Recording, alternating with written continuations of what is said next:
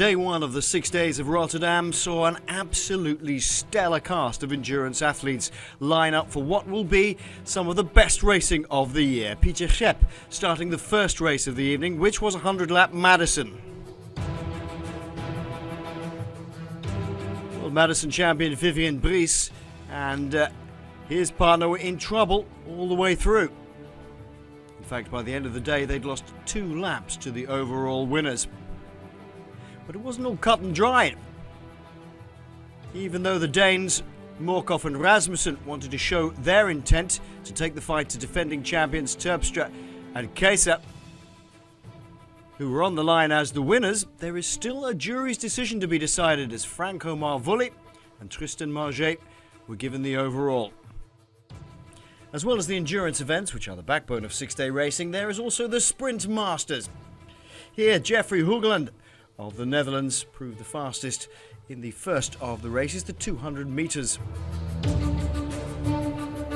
Next of the endurance events was the team elimination, where riders are taken out every 4 laps, depending if they're last over the line. The jury makes the decision, and in the end it was Jasper de Buyst and Michael Morkov. Morkov at the back of the Hoogtepunten squad, doing a tremendous effort to come over the top of young Jasper de Buyst, only 20 years of age. Morkov taking the victory. Derny pace racing is always a massive attraction of the 6 days. And this was no exception. Fantastic racing, with the victory going to Keisse and Vaten in the end.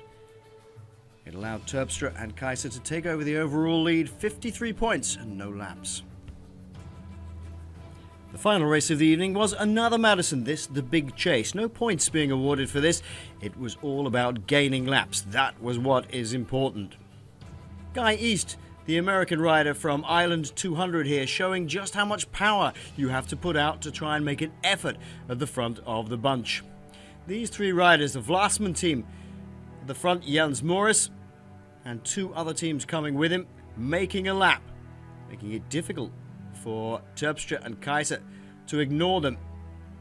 It looked like their lead was under threat, and they immediately went on the counter-attack as these 2 teams got across and gained a lap back.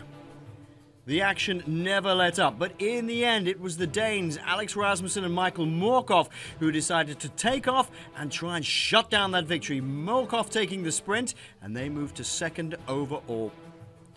So by the end of the evening, it looks like Niki Terpstra and Iljo Keisse lead with 81 points. Michael Morkov and Alex Rasmussen of the Hoogtepunten team 2nd on 72, and with no laps to their name. Ketele and Jasper de Buyst of RTV Rijnmond are 3rd with 57 points. But remember, there is still a jury's decision to be made.